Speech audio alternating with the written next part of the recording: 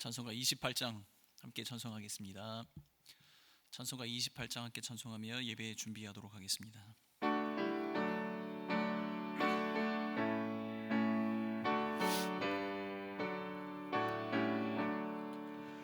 복의 근원 강림하사 찬송하게 하소서. 한량 없이 자비하심 증량할 길 없도다. 천사들의 찬송가를 내게 가르치소서. 구속하신 그 사랑을 항상 찬송합니다. 주의 크신 도움 받아 이때까지 왔으니 이와 같이 천국에도 이르기를 바라네. 하나님의 품을 떠나 죄에 빠진 우리를 예수 구원하시려고 보혈을 여주셨네. 주의 귀한 은혜 받고 일생 빚진 자 되네.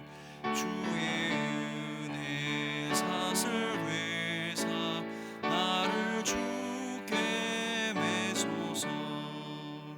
우리 마음 연약하여 범죄하기 쉬우니 하나님이 받으시고 전국인을 치소서. 아멘. 사도신경으로 우리의 신앙을 고백하겠습니다.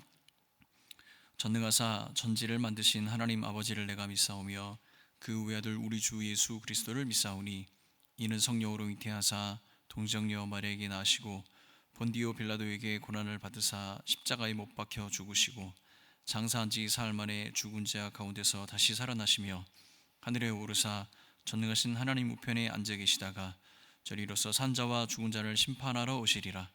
성령을 믿사오며 거룩한 공회와 성도가 서로 교통하는 것과 죄를 사하여 주시는 것과 몸이 다시 사는 것과 영원히 사는 것을 믿사옵나이다. 아멘. 찬송가 25장 함께 찬송하겠습니다. 찬송가 25장입니다.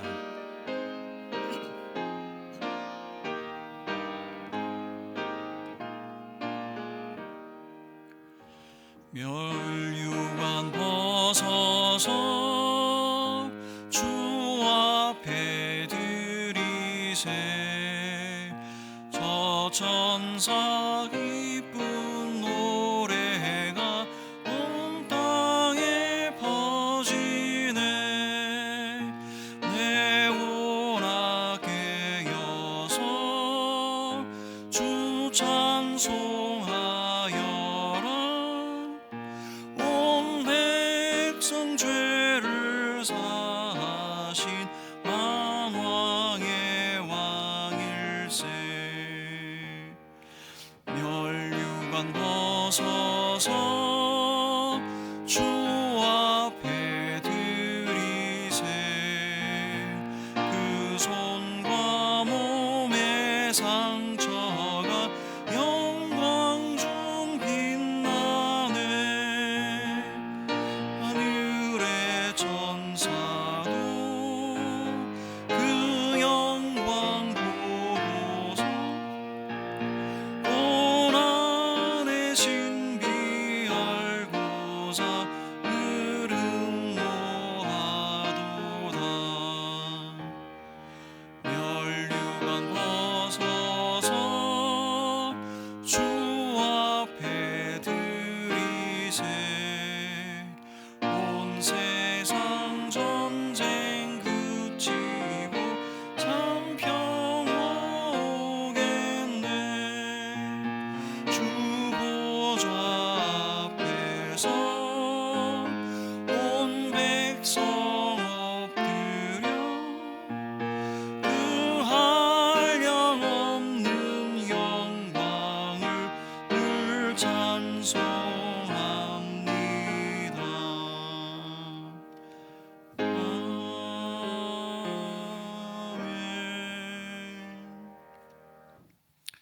오늘 우리가 함께 나눌 말씀은 요한복음 4장 20절에서 24절까지의 말씀입니다.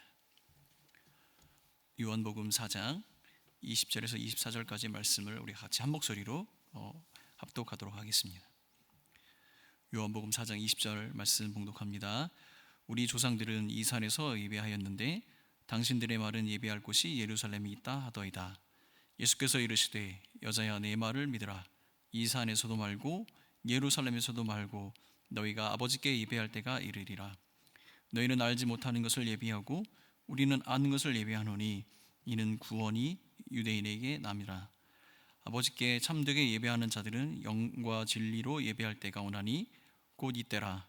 아버지께서 자기에게 이렇게 예배한 자들을 찾으시느니라. 하나님은 영이시니 예배하는 자가 영과 진리로 예배할지니라.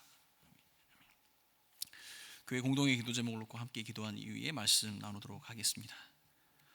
제가 교회 공동의 기도 제목을 읽어드릴 때 아멘으로 화답하시고 함께 기도하는 시간을 갖도록 하겠습니다. 교회 공동의 기도 제목입니다. 나라의 지도자들에게 해안을 주셔서 경제 위기를 돌파하고 국민의 안위를 도모하게 하소서. 유럽과 미국 등 전 세계를 긍휼히 여기셔서 코로나19의 고통을 극복하게 하소서. 본당 주일 예배가 속히 회복되고 다음 세대가 주님을 더욱 경외하며 가장들이 믿음의 제사장으로 세워지게 하소서. 이 세 가지 기도 제목을 놓고 함께 기도하겠습니다. 함께 기도합니다. 오 사랑하는 아버지 하나님, 이 나라와 이 민족을 긍휼히 여겨주시고 이 나라의 지도자들에게 해안을 주셔서 이 어려움의 이 시간들 경제 위기를 돌파할 수 있도록 하나님 도와주시길 간절히 소원합니다. 무엇보다도 하나님 백성들을 섬기는 일에 앞장서는 저들이 되게 하여 주시길 간절히 소원합니다. 전 세계의 아버지 하나님, 코로나의 19의 고통 가운데 있습니다. 유럽과 미국의 전 세계를 긍휼히 여기셔서 속히 아버지 하나님 회복하게 하시고 아버지 하나님 확산을 막아주셔서 안전하게 하여 주시길 간절히 소원합니다. 이 교회 공동체가 하나님 예배함에 있어 아버지 하나님 영과 진리로 예배하게 하여 주시고 속히 아버지 하나님 본당 예배가 회복되어져서 하나님께 영광 돌리는 교회 공동체 될 수 있도록 도와주옵소서. 우리의 다음 세대들이 우리 주님을 더욱 경외하게 하시고 우리 가장들이 믿음의 제사장으로 굳건하게 설 수 있도록 하나님 도우시고 함께하여 주옵소서.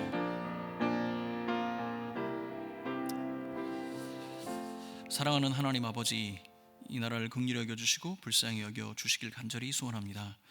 하나님, 이 나라의 권세 잡은 자들을 위해서 기도합니다. 그들에게 허락된 권위와 권세가 하나님께로부터 옴을 기억하고 하나님을 두려워하는 마음으로 백성을 섬기는 아버지 하나님 지도자들이 될 수 있도록 축복하여 주옵소서. 저들에게 해안과 지혜를 주셔서 이 어려운 경제 위기를 돌파하게 하시고 국민들을 위하고 안위하는 자들로 세워주시길 간절히 소원합니다. 아버지 하나님, 전 세계적으로 코로나19가 확산되어져 두려움과 공포 속에 있습니다. 유럽과 미국 전 세계의 이 두려움과 공포 속에 떨고 있는 자들에게 참된 위안과 위로가 되신 우리 하나님 찾아가 주시고 그들을 긍휼히 여겨주시고 자비로 그들을 품어주시길 간절히 소원합니다. 확산을 막아주시고 속히 백신과 치료제가 개발될 수 있게 도와주시고 온 세계가 하나님 안에서 참 평강을 누릴 수 있도록 하여 주옵소서. 교회 공동체를 위해서 기도합니다. 본당 주일 예배가 하루속히 회복될 수 있게 도와주시고 예배 가운데 하나님을 만나고 그 예배 가운데 하나님께서 우리에게 말씀하여 주시는 그 말씀 앞에 겸손히 귀 기울이고 우리의 삶을 예배로 드리는 온 교회 공동체 될 수 있도록 함께하여 주옵소서. 우리의 다음 세대들이 주님을 만나고 그 만난 주님을 경외하는 믿음도 주시옵고 우리의 가장들이 또한 믿음의 제사장으로 굳건하게 세워질 수 있도록 축복하여 주옵소서. 이 시간 함께 말씀을 나눕니다. 말씀 속에 하나님 임재하여 주시고 이 교회 공동체 예배하는 자리, 예배하는 성도들과 함께 하실 그 하나님을 기대하옵고 이 모든 말씀 예수님의 이름으로 기도합니다. 아멘. 예배를 사모하여 지금 핸드폰과 모니터 앞에 모이는 온 성도들을 예수님의 이름으로 축복합니다. 우리는 긴 시간 동안 함께 하지 못했습니다. 하루속히 코로나가 종식되어져서 함께 예배할 그 시간을 기대하고 간절히 기도해 봅니다. 그때까지 우리 온 성도들 건강에 유의하시고 또 하나님의 은혜 가운데 거하시길 간절히 바라겠습니다. 제가 도표를 하나 보여드릴 텐데요. 이 도표는 2018년도 기준으로 우리의 다음 세대 초중고생들이 그들의 장래 희망에 대한 조사 결과입니다. 이런 조사를 우리가 한번 볼 때마다 느끼는 것은 참 시대가 많이 변했다라는 생각을 하게 되죠. 예전에 비하면은 이들이 선호하는 직업의 어떤 다양성이나 어떤 그 내용이 굉장히 많이 변화된 것을 알 수 있습니다. 그런데 요즘 다음 세대들이 직업을 선택을 할 때 최고의 가치 기준으로 삼고 있는 것이 있습니다.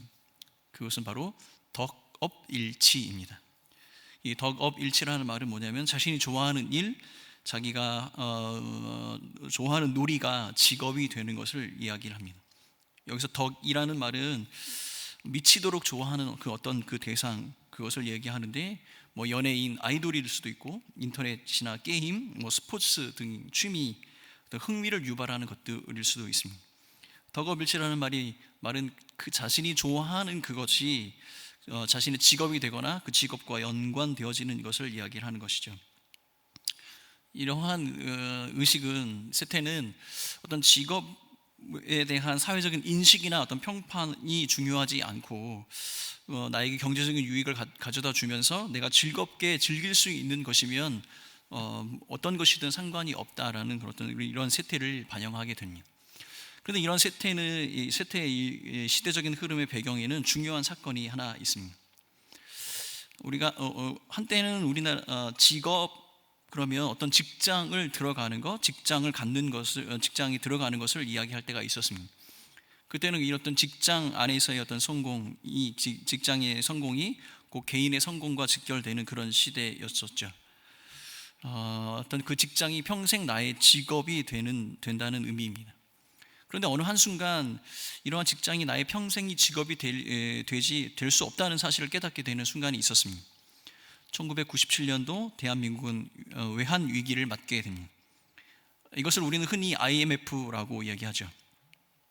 사람들은 구조조정의 위기 속에서 나를 보호해줄 평생 직장이 없어졌기 때문에 어떤 직업을 선택하는 기준이 달라지고 직업을 바라보는 그것이 달라졌습니다.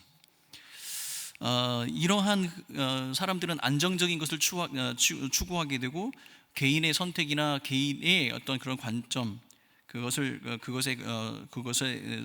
중요한 선택의 기준을 삼게 되었죠. 이러한 시대적인 흐름이 지금 최근까지 이어지면서 어떤 개인의 어떤 선택의 소중한 것들, 그 즐기는 것, 재미를 추구하는 것, 이러한 사회적인 분위기 속에서 사람들은 어떤 직업을 선택하고 그것이 직업이 되기를 간절히 원하는 그런 마음들이 생긴 것입니다. 경제적인 위기에서부터 출발했던 이 IMF가 사람들의 어떤 직업이나 그들의 삶의 형태, 의식을 변화시켜주는 출발점이 되었던 것이죠.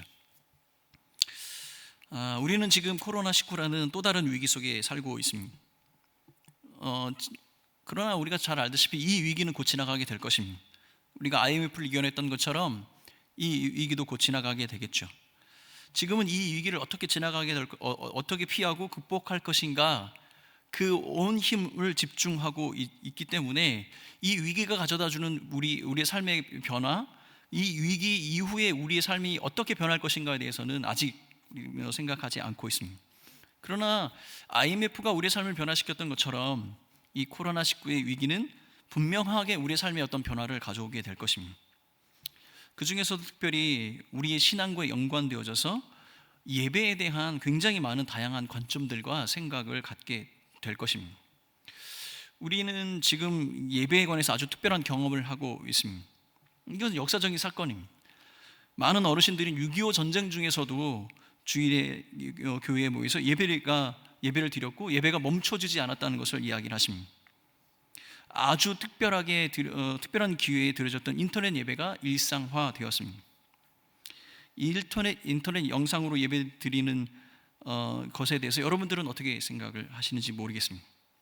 함께 모여서 드리는 예배와 흩어져 가정에서 드리는 예배에 대해서 여러분들은 어떻게 생각을 하십니까?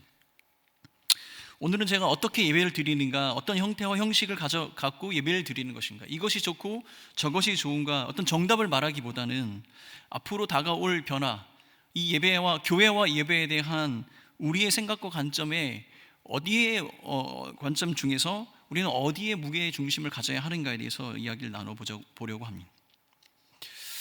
저는 퇴근 시간이 되면 집에 올라가기 전에 꼭 집에 전화를 합니다. 올라가기 전에 필요한 것이 있으면 제가 사서 가져가려고 합니다.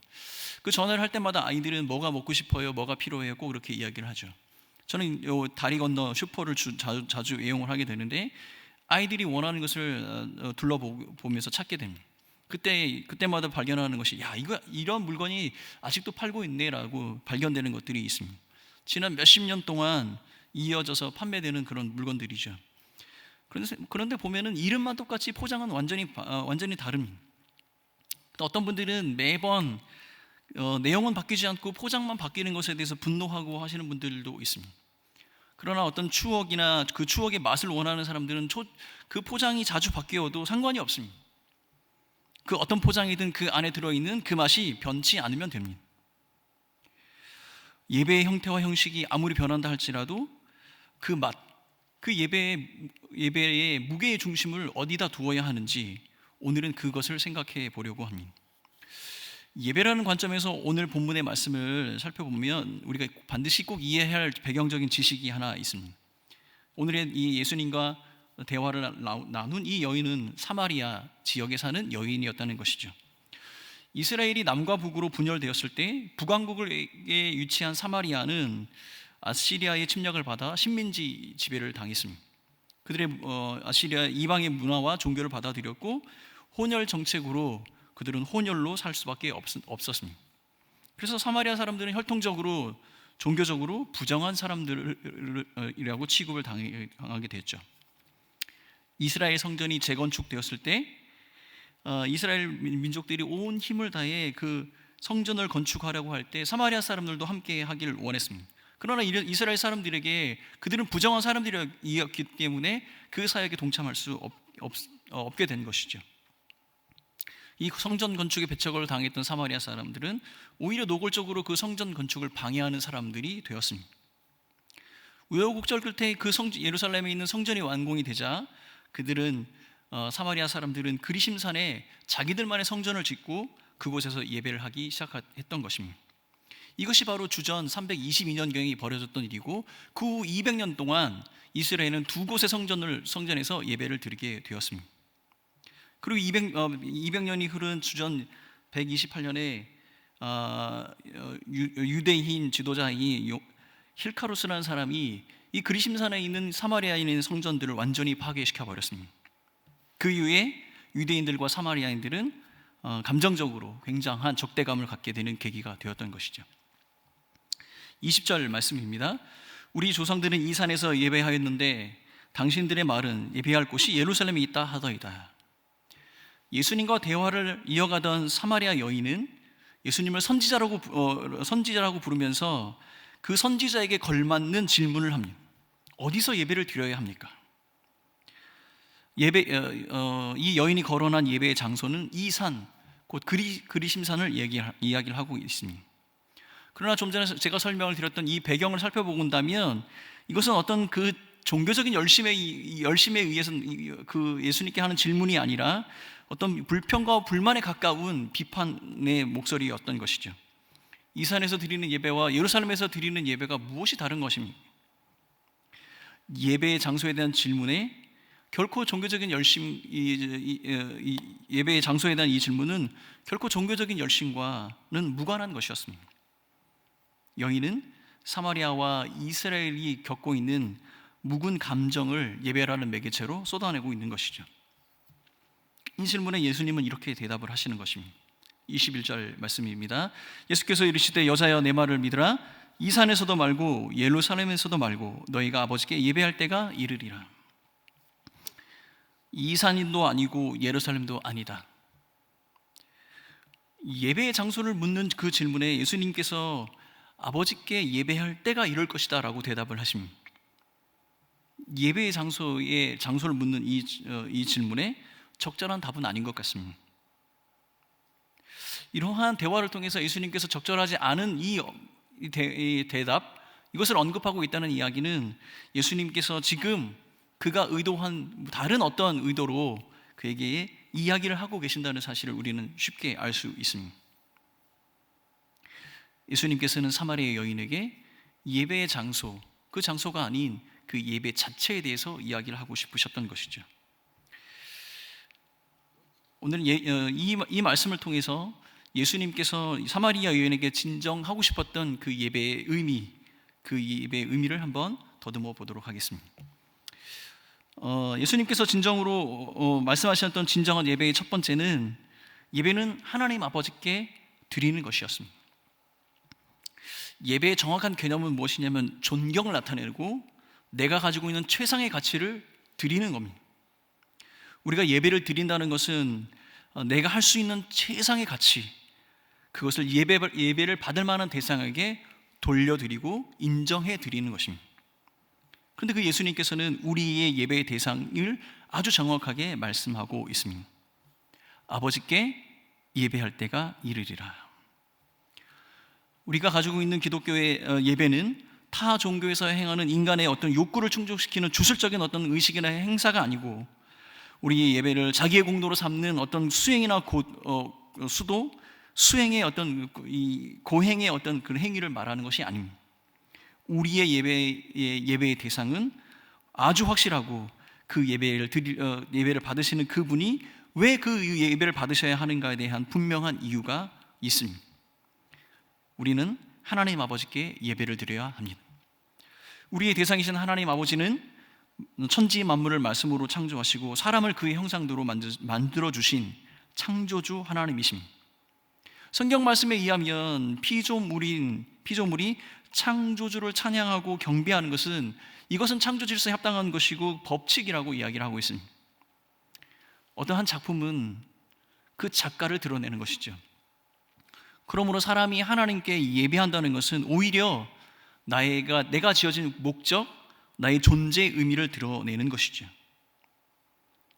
말을 바꾸거나 실수할 수 있는 어떤 사람들을 추종하거나 아무 이성적, 영적인, 감성적인 교류가 없는 생물이나 무생물을 숭배하거나 사람이 만들어낸 사상이나 개념들, 그것들이 우리의 예배의 대상이 될 수가 없는 것입니다. 왜냐하면 그것들은 우리를 구원할 수 없기 때문입니다. 우리를 만드신 그분만이 우리를 구원할 수 있게 되는 것입니다. 시편 96편 8절 상반절의 말씀입니다. 여호와의 이름에 합당한 영광을 그에게 돌릴지어다. 시편 기자의 고백입니다. 진정한 예배는 하나님을 경배와 존귀, 찬송을 받으실 만한 합당한 분인 것을 믿음으로써 하나님께 모든 영광을 돌려드리는 것입니다. 그러므로 사마리아 여인이 물었던 예배의 장소는 예배를 받으실 하나님께 향하는 어떤 수단에 불과한 것이지 불과한 것이며, 진정한 예배의 출발은 바로 그 예배를 받으실 그 하나님 앞에 올바로 섬으로부터 시작이 되는 것입니다. 우리 하나님 창조주시며 모든 예배의 영광을 홀로 받으실 유일한 하나님이 되십니다. 이것이 예수님께서 가르쳐 주신 진정한 예배의 첫 번째 교훈입니다. 진정한 예배의 두 번째 교훈은, 예배는 베푸신 은혜에 대한 정당한 반응입니다. 22절 말씀입니다. 너희는 알지 못하는 것을 예배하고 우리는 안 것을 예배하노니 이는 구원이 유대인에게서 남이라. 예수님께서는 사마리아인들이 알지 못하는 것을 예배한다라고 말씀하고 있습니다. 당시 사마리아 사람들은 모세 오경만을 믿고 모세 오경만을 가지고 있었습니다. 그러므로 하나님께 대해서 예배는 하지만 그가 계시한 많은 것들을 알지 못했고 받아들이지 못했습니다. 때문에 그들이 예배하는 하나님을 예배하지만 그 하나님에 대해서 더 깊이 알거나 그가 어떤 분인지 깨닫지 못했던 것입니다. 예배의 대상으로 알고 있었던 그 하나님에 대해서 그들이 알지 못했던 것 중에 구체적인 것은 무엇이냐면, 그가 이루시는 구원이 무엇인가에 대해서 알지 못했던 것입니다. 예수님께서는 연이어서 이렇게 이야기합니다. 하나님의 구원이 유대인에게서 날 것이다. 이것은 예수님께서 하나님께서 계획하신 그의 구원의 경로를 완성할 그리스도가 되심을 스스로 이야기하시는 것입니다. 한때 이 포방도 시장에는 유명한 돈가스 집이 있었습니다. 여러분 그 돈가스를 먹어보신 적 있나요? 많은 사람들이 그 돈가스를 먹기 위해서 밤새 노숙을 하고 밤새도록 그 번호표를 받기 위해서 기다리는 모습을 보게 되었습니다. 때로는 그것이 이해가 되지 않습니다. 왜 저렇게 할까? 그런데 그 맛을 진짜 아는 사람은 그들의 행동을 이해하게 되는 것이죠. 하나님께 드리는 예배는 하나님께서 그의 피조물인 인간을 향해 베푸신 그 구원의 은혜에 대해서 우리가 보이는 정당한 반응입니다. 맛을 모르면서 평가할 수 없듯이 우리가 그 구원의 감격을 느끼지 못하고 깨닫지 못한다면 우리는 이 정당한 반응을 할 수 없게 되는 것입니다. 구원의 감격을 맛본 사람만이 진정한 예배를 하나님께 드리게 되는 것입니다. 히브리서 11장 6절 말씀입니다. 하나님께 나아가는 자는 그가 계신 것과 자기를 찾는 자에게 상 주시는 자이심을 믿어야 할지니라. 예배는 아무렇게나 멋대로 나의 감정적인 욕구를 채우는 것이 아닙니다. 우리 예배는 우리를 구원하신 하나님을 향한 찬양이며 그 은혜에 대한 감사의 고백이고 그 구원받은 백성으로서 거룩함과 순종하는 삶에 대한 결단이 바로 예배가 되는 것입니다. 그러므로 하나님이 받으시는 진정한 예배는 오직 구원받은 백성만이 드릴 수 있는 것이 되는 겁니다. 그러므로 우리의 예배의 영원한 주제는 우리에게 행하신 그 구원의 은혜, 우리에게 임한 그 구원의 찬양만이 우리의 진정한 예배가 되는 것입니다. 이것이 바로 예수님께서 가르쳐 주신 진정한 예배의 두 번째 교훈입니다. 세 번째 교훈은 예배는 성령 안에서 드려지는 것입니다. 23절 말씀입니다. 아버지께 참되게 예배하는 자들은 영과 진리로 예배할 때가 원하니 곧 이때라 아버지께서는 자기에게 이렇게 예배하는 자들을 찾으시느니라. 하나님께 진정한 예배를 드리는 자는 영과 진리로 예배한다라고 말씀이 있습니다. 예수님께서 요한복음 14장에서 영과 진리에 대해서 말씀을 하시는데 그 스스로가 진리가 되신다라고 이야기하셨습니다. 곧 예수께서 곧 진리요 생명이니 나로 말미암지 않고는 아버지께 올 자가 없다라고 말씀하셨지요. 그러므로 예수가 그리스도가 되신다는 그 온전한 진리를 의지할 때 우리는 참된 예배를 드릴 수 있게 되는 것입니다. 또한 영이라고 하는 것은 그리스도의 영을 말합니다. 여기에서 영과 진리는 결코 분리될 수 없습니다. 이 본문을 문법적으로 헬라어의 문법적으로 우리가 해석을 해보면 안에 있다, 안에라는 그러한 전치사에 이 두 가지 단어가 연결되어 있습니다. 하나로 사용되어지고 있는 거죠. 영과 진리 안에 이렇게 해석할 수가 있게 되는 겁니다. 많은 신학자들은 이것을 어떻게 해석할 것인가에 대해서 이야기를 하는데 진리가 영을 설명하는 보충적인 역할을 한다라고 많은 사람들이 그렇게 이야기합니다. 그러므로 이것을 우리가 해석할 때 영과 진리로 예배한다는 것은 진리의 영 안에서 예배를 한다라고 해석할 수 있게 되는 겁니다. 진리의 영은 무엇이죠? 동일하게 요한복음 14장에 의하면 예수께서 진리의 영이신 보혜사 그 성령 하나님을 우리에게 보내어 주실 것이라고 약속하셨습니다. 하나님께 드리는 예배는 진리의 영 곧 성령을 통해 드려지는 예배가 바로 진정한 예배가 되는 것입니다. 그러므로 이 예배는 우리가 사람이 모여서 행하는 것이지만 이것은 영적인 활동이 되는 것입니다. 그러므로 예배하는 자는 어떤 외적인 환경, 형식, 조건, 시간, 어떤 그 예배의 형식과 제도를 그것에 너무 집착할 필요가 없습니다. 왜냐하면 이 예배는 영으로 하나님께 드려지는 것이기 때문입니다. 그럼 또한 예배는 어떤 인위적인 프로그램이나 어떤 행사, 어떤 분위기 그것을 만들어내기 위해서 하는 것이 아니라 진리의 영, 성령 안에서 영이신 하나님과 교제 가운데 예배하는 것이어야 하는 것이죠. 이것이 바로 예수님께서 우리에게 말씀하신 진정한 예배의 모습인 것입니다. 오늘 우리가 함께 살펴본 예수님께서 사마리 여인에게 말씀하신 그 예배는 우리가 드려야 할 그 예배가 아주 명확한 대상은 명확하다고 우리에게 가르쳐 줍니다. 합당한 대상이신 하나님께서 하나님에게 삶의 가장 최상의 가치를 드리는 것이 예배여야 하고, 우리는 우리에게 행하신 그 구원에 감사해 그에게 찬양하고 그를 높이는 것이 바로 예배이어야 하는 것입니다. 또한 예배는 성령 안에서 영이신 하나님께 나아가는 것, 그것이 바로 진정한 예배가 되는 것입니다. 사랑하는 성도 여러분, 우리가 함께 예배를 드리지 못한 지 한 4주가 흘러갔습니다. 사상 초유의 사건입니다. 어쩌면 일생에 2번 다시 경험하지 못할 그런 일들이 우리에게 벌어졌습니다. 어떤 분들은 함께 모이지 않는 예배, 그것은 의미가 없다라고 이렇게 이야기하시는 분도 계십니다. 또 어떤 분들은 흩어져서 가정에서 인터넷으로 예배를 드리는 것이 의미를 찾고 또 그것에 은혜를 받고 하시는 분도 계십니다. 그러면 사랑하는 성도 여러분, 우리가 함께 모여서 예배 드리는 것과 흩어져서 가정에서 예배 드리는 것, 그런 여러분들에게 어떤 의미가 있습니까? 함께 모여서 예배를 드리지 못하는 것에 아쉬워하는 분들은 인터넷 예배에 대해서 이렇게 이야기를 합니다. 예배 순서가 좀 허전하다. 예배 분위기가 집중이 되지 않는다. 아무리 집중을 하려고 해도 집중이 되지 않고 게을러지게 된다.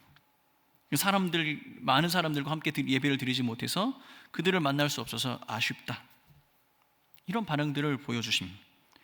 반면에 인터넷 예배에 대해서 긍정적으로 말씀하시는 분들은 언제든지 편한 마음으로 예배를 드릴 수 있어서 좋다. 시간적으로, 공간적으로 여유롭다. 또 그리고 가족과 함께 예배를 드릴 수 있어서 참 좋다라고 얘기하십니다. 어쩌면 이와 같은 반응들은 현대인들이 중요하게 생각하는 익명성이나 자율성, 그리고 개인주의를 충분히 반영한 어떤 그런 반응이라고 생각이 듭니다. 그런데 사랑하는 성도 여러분, 제가 조금 전에 요한복음 4장의 말씀을 나누면서 예수님께서 사마리아 여인에게 했던 진정한 예배에 대해서 우리가 나누었는데, 그러한 관점에서 본다면 우리가 본당에서 드리는 예배와 인터넷으로 드리는 예배에 대한 우리의 평가가 과연 진정한 예배에 합당한 것인지 생각해 볼 필요가 있습니다. 사랑하는 성도 여러분, 우리가 드리는 예배 가운데 하나님은 어디에 계십니까? 우리가 원하는 분위기, 우리가 원하는 그런 예배의 어떤 모습, 우리가 그 예배를 통해서 얻고자 하는 그 모든 것 중심에 과연 하나님은 어디에 계신지 생각해 볼 필요가 있겠습니다. 어쩌면 우리는 우리의 중심, 나 중심, 사람 중심의 어떤 예배에 너무 익숙한 것은 아닌지 생각해 볼 필요가 있겠습니다. 사랑하는 성도 여러분, 우리의 예배는 언제나 어디서나 하나님과 연관되어 있어야 하며 그 하나님께 드려지는 예배라는 것을 우리가 잊지 말아야 합니다. 그러므로 우리가 드려지는 예배를 받으시는 그 한 분, 그분은 우리가 드리는 찬송과 예배에 합당한 유일한 하나님, 참 하나님 그 한 분만이 우리 예배의 주인이 되심을 기억하는 여러분들이 되시길 간절히 바라겠습니다. 또한 그가 우리에게 베푸신 그 구원의 은혜에 감격해 그 구원의 은혜를 찬양하고 그 구원의 은혜를 감사하고 그 하나님께 예배와 찬송으로 나아가는 그 구원의 감격을 노래하는 그런 예배이어야 하겠습니다. 우리의 예배의 주제는 우리가 무엇을 하는 것, 우리가 무엇을 한 것을 이야기하는 것이 아니라 하나님께서 우리에게 베푸신 그 구원을 노래하고 그 구원의 감격 속에 하나님께 영광을 돌리는 그런 예배이어야 하겠습니다. 본당에서 드리는 예배나 인터넷으로 드리는 예배나 어디에 있든지 우리 안에 계신 그 성령 하나님 안에 거하며 영이신 하나님께 예배하는 우리가 되어야 하겠습니다. 우리는 금주부터 본당 예배 회복을 위해서 기도하고 있습니다. 예배 회복을 바라는 모든 성도들의 마음, 모든 교회 공동체의 마음을 모아 함께 기도합니다. 그런데 우리가 한 자리에 모이는 것이 우리의 목적이 아니라 어느 자리에 어느 곳에 서 있든 영과 진리로 하나님께 예배하는 그 예배의 공동체가 되기를 간절히 사모합니다. 이것이 우리의 기도 제목이 되어야 하겠습니다. 사랑하는 성도 여러분, 우리 예배를 받으실 유일한 하나님 그 한 분을 기억하며 내게 베풀어 주신 그 구원의 감격을 찬양과 노래로 감사로 영광 돌리는 여러분들이 되시고, 늘 언제나 우리 성령 안에서 진정한 예배자로 일상의 삶들을 살아내시는 여러분들이 되시기를 예수님의 이름으로 축원합니다. 이것이 우리의 기도 제목이고, 이것이 우리 공동체가 함께 간구하며 하나님께 나아가는 간절한 예배에 관한 기도 제목이 되었으면 좋겠습니다. 영과 진리로 하나님께 예배합시다. 그러한 예배가 우리 교회 공동체 안에 우리 개인의 삶 가운데 회복되어지기를 간절히 바라는 여러분들이 되시기를 예수님의 이름으로 축원합니다. 우리 함께 찬양하며 나아가도록 하겠습니다. 나는 예배자입니다. 우리 같이 함께 찬양하겠습니다.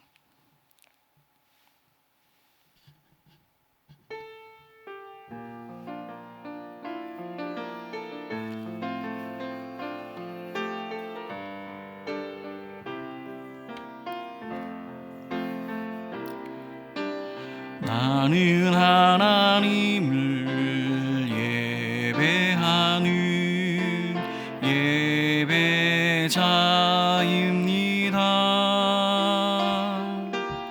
내가 서 있는 곳 어디서나 하나님을 예배합니다. 내 영혼 거룩한 은혜를 향하여, 내 마음 완전한 하나님 향하여, 이곳에서 바로 이 시간 하나님을 예배합니다. 우리 한 번 더 같이 찬양하겠습니다. 나는 하나님을 예배하는, 나는 하나님을 예배하는 예배자입니다. 내가 서 있는 곳 어디서나 하나님을 예배합니다. 내 영혼 거룩한 은혜를 향하여, 내 마음 완전한 하나님 향하여, 이곳에서 바로 이 시간 하나님을 예배합니다. 이 시간에 같이 한번 우리 같이 기도하는 시간 갖도록 하겠습니다. 우리 공동체의 지금 가장 큰 기도의 제목은 함께 모여 예배하는 것입니다. 근데 함께 예배하는 그 예배의 자리가 우리 하나님 한 분만을 예배하고, 우리에게 베풀어 주신 그 구원의 감격을 노래하고 영과 진리로 예배하는 그 예배의 자리가 되었으면 좋겠습니다. 지금 현재 우리는 흩어져서 인터넷으로 각자의 가정에서 예배를 드립니다. 어느 곳에서 어떠한 모양으로 우리가 예배를 드리든지 우리와 함께 하시는 그 하나님을 예배하고, 우리에게 주신 그 구원의 감격을 노래하고 영과 진리로 하나님과 교제하는 영적인 예배가 되었으면 좋겠습니다. 이 시간에 회복될 본당 예배를 위해서 같이 한번 기도하고, 또한 우리가 계속 드려지고 있는 가정에서 흩어져서 드려지고 있는 그 예배 가운데 임재하시도록, 하나님 그 예배를 통하여 하나님께 영광 돌리도록, 그러한 공동체가 되도록, 그러한 예배가 되도록 우리 같이 한번 믿음으로 함께 나아가며 기도하겠습니다. 함께 기도하겠습니다. 오 사랑하는 아버지 하나님, 믿음의 고백으로 하나님 앞에 예배드리는 온 성도들이 될 수 있도록 도와주시길 간절히 소원합니다. 우리의 예배를 받으실 온전한 그 한 분 하나님을 기억하게 하여 주옵소서. 우리 하나님께 드리는 예배가 되게 하여 주옵소서. 영과 진리로 예배하게 하여 주옵소서. 우리에게 베푸신 그 구원의 감격을 우리의 입술로, 우리의 마음으로, 우리의 찬양으로 하나님께 고백하며 믿음으로 나아가는 우리 성도들이 되게 하여 주옵소서. 본당의 예배를 하나님 회복시켜 주옵소서. 회복된 예배 가운데 하나님 홀로 영광 받아 주옵소서. 온 마음과 중심으로 하나님께 예배하게 하여 주옵소서. 온 교회 공동체가, 온 성도들이 어떤 환경과 어떤 조건에서도 우리 하나님 한 분만을 예배하고 경배하는 예배자들 될 수 있도록 축복하여 주옵소서. 아버지 하나님, 이 교회 공동체가 하나님의 은혜 가운데 예배자님들을 살아가는 자들로, 그 예배를 사모하는 자들로 세워주시고 함께하여 주옵소서. 사랑하는 아버지 하나님, 온 교회 공동체가 회복될 예배를 기대하고 소원하는 마음으로 기도하고 있습니다. 아버지 하나님, 우리의 본당의 예배가 회복될 수 있도록 축복하여 주옵소서. 아버지 하나님, 이 본당에서 드려지는 회복된 예배가 물리적으로 회복된 예배뿐만 아니라 영적으로도 진정한 예배를 드리는 예배의 회복의 공동체가 될 수 있도록 축복하여 주옵소서. 인터넷으로 예배하는 모든 성도들을 기억하여 주옵소서. 환경과 조건을 뛰어넘어서 우리를 구원하시기 위해 작정하셨던 그 하나님의 놀라운 구원의 감격을 노래하며 어떤 환경과 조건 속에서도 우리 하나님 한 분만을 예배하는 예배자로 우리 성도들을 세워 주시옵소서. 사랑하는 아버지 하나님, 온 교회 공동체가 회복될 예배를 기대하고 그 회복된 예배를 통하여 영광 받으실 그 하나님을 감격 속에 맞이하는 아버지 하나님, 그런 예배의 공동체, 그 축복의 공동체가 될 수 있도록 함께하여 주옵소서. 우리 하나님께서 우리 공동체, 우리 각각의 성도의 삶 가운데 함께하시고 그 함께하신 그 성령 하나님께서 또한 우리를 예배자로 세워주실 것을 기대하옵고, 이 모든 말씀 예수님의 이름으로 기도하오며, 지금은 우리의 참된 구원이 되신 예수 그리스도의 그 크신 은혜와 하나님 아버지의 사랑하심과 성령 하나님의 교통하심, 임재하심이 함께 예배자리를 사모하여 함께하는 모든 성도들과 이 교회 공동체 위에 영원히 함께 있을지어다.